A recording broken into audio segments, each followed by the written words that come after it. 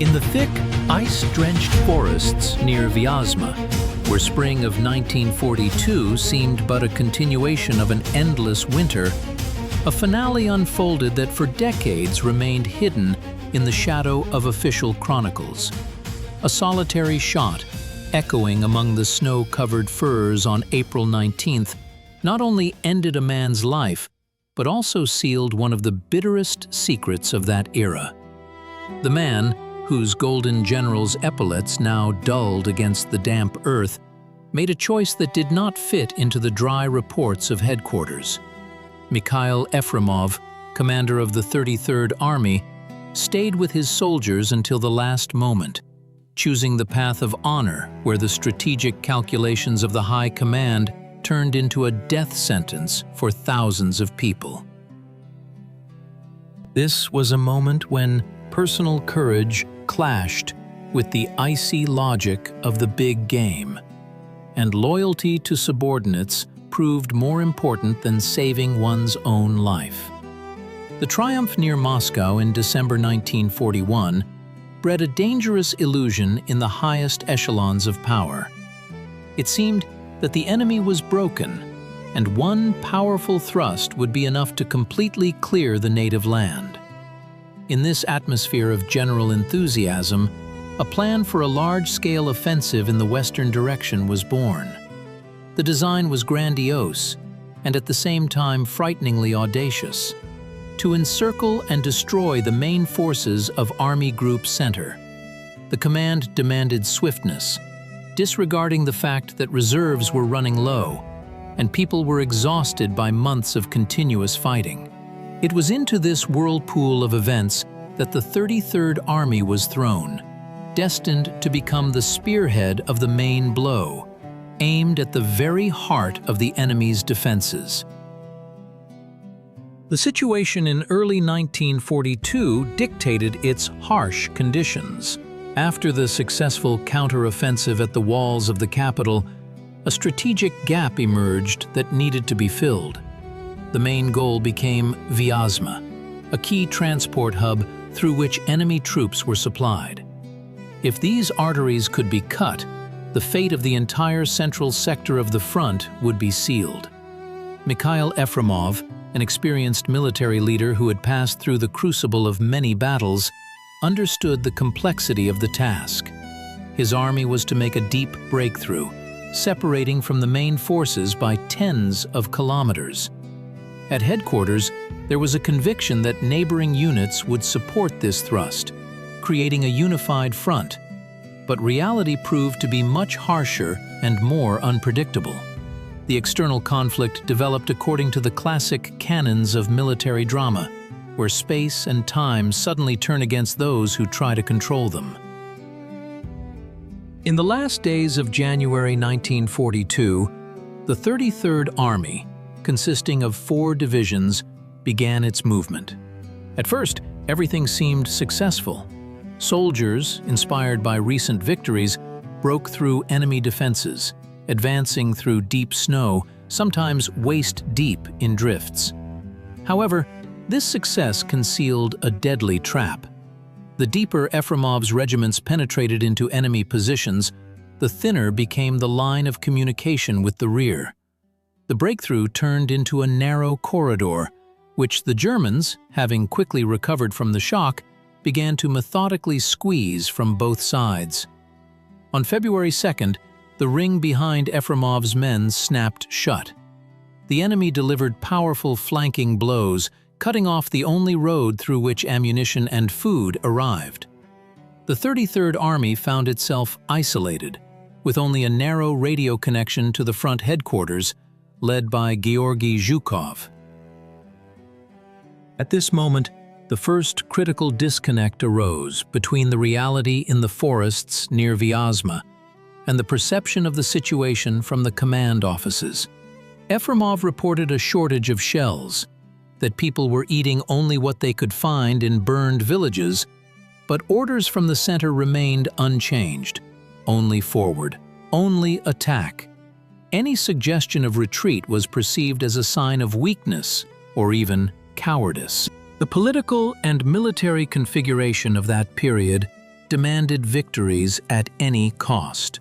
Georgy Zhukov, possessing an unyielding character and an iron will, saw Efremov merely as a tool to achieve a grand goal. When it became evident that the breakthrough had faltered and the army was caught in a vice, immediate and decisive actions for deblockade became necessary. However, resources were being directed to other sectors of the front, and the 33rd Army was effectively left to its own devices. The visible conflict lay in the fact that the front commander continued to demand active operations from the encircled group, while the soldiers no longer had the strength even to hold their occupied lines. German troops, leveraging their advantage in equipment and supplies, systematically destroyed one stronghold after another. The internal personal conflict between two strong personalities, Zhukov and Efremov, was superimposed on the tragedy of thousands of ordinary soldiers. It was a clash of two different approaches to command, and perhaps two different human types. Zhukov, who would later be called the architect of great victories, acted with extreme harshness during that period. For him, losses were statistics, an inevitable price for results. Efremov, however, according to the recollections of his contemporaries, treated his subordinates with a rare attentiveness for that time. He knew many commanders by name, delved into the soldiers' daily lives, and keenly felt every loss. His letters and radio messages from that period are full not only of dry figures, but also of hidden pain for those he led into battle. There is a version, supported by many testimonies, that a personal animosity existed between the military leaders, rooted in their pre-war past. Zhukov probably saw Efremov as a competitor or a person whose leadership style seemed excessively soft to him. When the 33rd Army found itself in a critical situation, this psychological distance turned into an abyss. Efremov repeatedly requested permission to break through to the main forces by the shortest route, through swamps and forests, where the enemy did not expect an attack. But Zhukov categorically forbade this, insisting on an exit through the Kirovsky district, which meant moving across open terrain for many tens of kilometers under enemy artillery and air fire. This decision appeared not merely a strategic error, but a conscious disregard for reality. Efremov's personal drama lay in his absolute loyalty to orders, despite a clear understanding of their futility. He was in a situation where fidelity to military duty directly contradicted his responsibility for the lives of his men. The general saw his army melting away before his eyes, starving, frostbitten, virtually out of ammunition. The soldiers continued to fight simply because their commander was with them. He did not hide in dugouts, shared meager rations with the fighters, and personally went to the front line.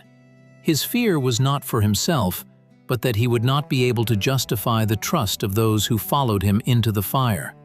This internal struggle reached its climax in March 1942, when it became clear that there would be no organized help from outside.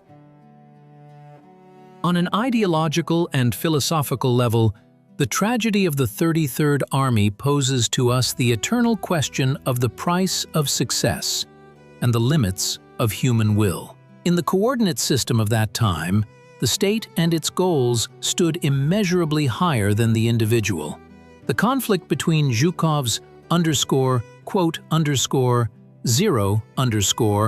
and Efremov's humanity reflected a deep schism in the very essence of how things were conducted in those years. On the one hand, there was iron discipline, which allowed them to withstand the darkest days. On the other hand, the question remains, is victory still a victory if it is achieved by consciously sacrificing entire armies for elusive tactical advantages? The paradox of the situation was that the 33rd Army, while encircled, continued to draw significant enemy forces upon itself. For the High Command, this was a useful factor, tying down the enemy. But at what cost? The ideological confrontation manifested here in how the concept of heroism was interpreted. Was heroism in dying under a meaningless order, or in trying to save the remnants of one's men against the will of the superiors? Efremov chose a third path. He remained faithful to the order until the end, but shared the fate of his soldiers, thereby turning his defeat into a moral victory. This was the philosophical conflict. Can one person resist the soulless machine of the system, preserving dignity even when losing everything else? The situation changed dramatically when, in early April, the German command began an operation to finally liquidate the encircled group. The pressure became unbearable. Groups of soldiers of the 33rd Army were fragmented into small detachments, wandering through the forests in search of an exit. Radio communication became increasingly intermittent. It was during these days that a turning point occurred, which forever inscribed Efremov's name into the pantheon of true heroes. A special plane arrived from Moscow, sent by personal order of the High Command to evacuate the commander. The general had a legal and safe way to escape. He was offered to abandon his exhausted fighters and fly to the rear to take on a new assignment. Efremov's answer became a legend. He refused to board, stating that he came here with his soldiers and with them he would leave, or stay forever. Instead, he sent the wounded and the army's battle standards on the plane so they would not fall into enemy hands. This decision was a moment of truth that overturned the perception of the entire operation. At this moment, the general finally ceased to be merely a cog in the military machine. He took full responsibility for the fate of those who were still alive.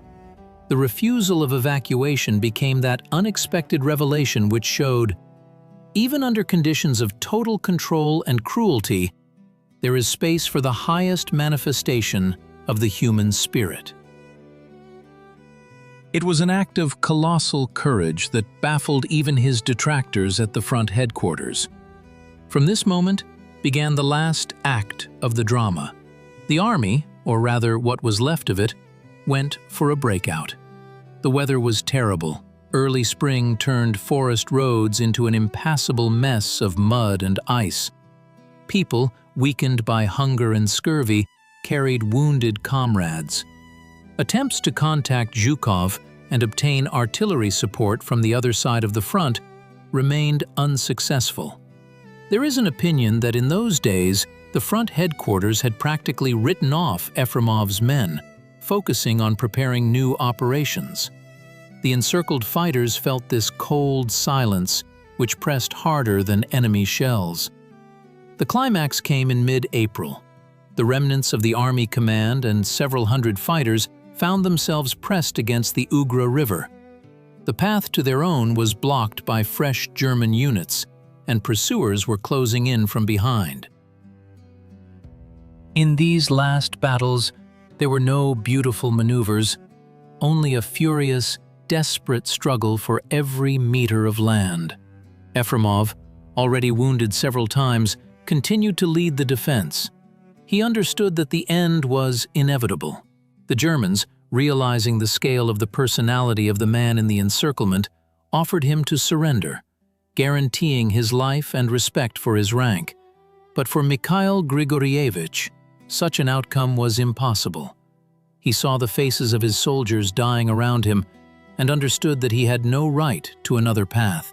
On April 19, 1942, when the enemy closed in on his command post deep in the forest, General Efremov made his final decision. He would not allow himself to become a trophy, a symbol of defeat that the enemy could exploit for propaganda purposes. The last bullet in his pistol was for himself. At that moment, all streams of events, personal animosity, strategic errors, greatness of spirit, and the tragedy of war converged at a single point. Enemy witnesses later recalled that even they were struck by the man's fortitude. By order of a German officer, the general's body was buried with military honors in the village of Slobodka, and before his assembled soldiers, the German commander said, "Fight for your country as this general fought." This denouement became a moment of truth not only for the participants, but for history itself. It laid bare the full depth of the contradictions of that war. While some drew arrows on maps, others embodied these arrows with their lives.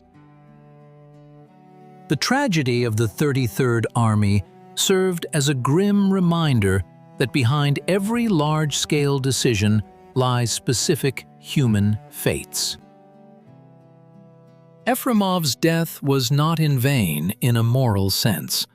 It established a standard of officers' honor that became a beacon for many future generations. For a long time, however, it was preferred to remain silent about this. Zhukov, who became an undisputed authority after the war, disliked recalling the events near Vyazma. In his memoirs, this tragedy is afforded only a few sparse lines, where the blame for what happened is indirectly placed on Efremov himself and his _quote, _0 _. The resonance of this story is felt even today, many decades later. It forces us to ponder the nature of leadership and responsibility. What is more important, achieving a grand goal at any cost, or maintaining loyalty to the people you lead? In the modern world, where decisions are often made remotely and the human factor is replaced by algorithms, Efremov's example sounds particularly relevant. His story is a lesson that even in the most hopeless situation, a person retains the right to choose. And this choice determines their place in eternity. We see how historical memory is gradually restoring justice. Today, General Efremov's name stands alongside the most distinguished heroes, and his act is studied as an example of the highest ethical standard. The lessons of the Vyazma tragedy are universal.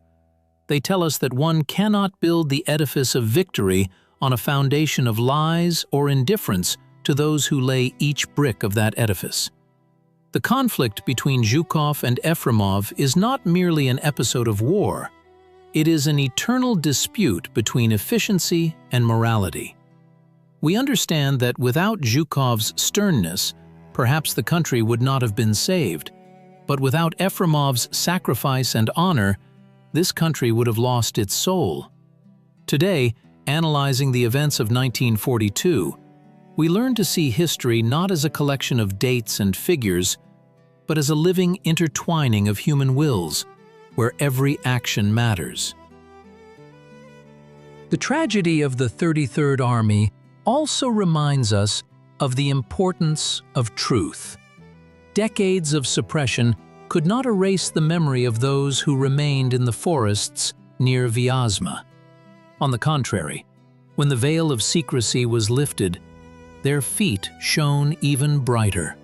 This teaches us that true greatness does not need official approval. It forges its own path to light. For modern society, this is an important signal. The values for which a person is willing to give everything remain unchanged regardless of political system or era. Justice, courage, and compassion. These are the guiding principles that allow us to remain human, even in the face of the most severe trials.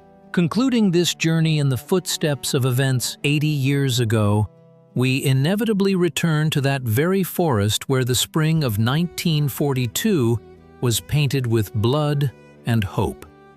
The image of the general refusing an airplane is forever etched in our culture as a symbol of ultimate devotion. This brings us back to the initial hook of our narrative, to that solitary shot that echoed through history.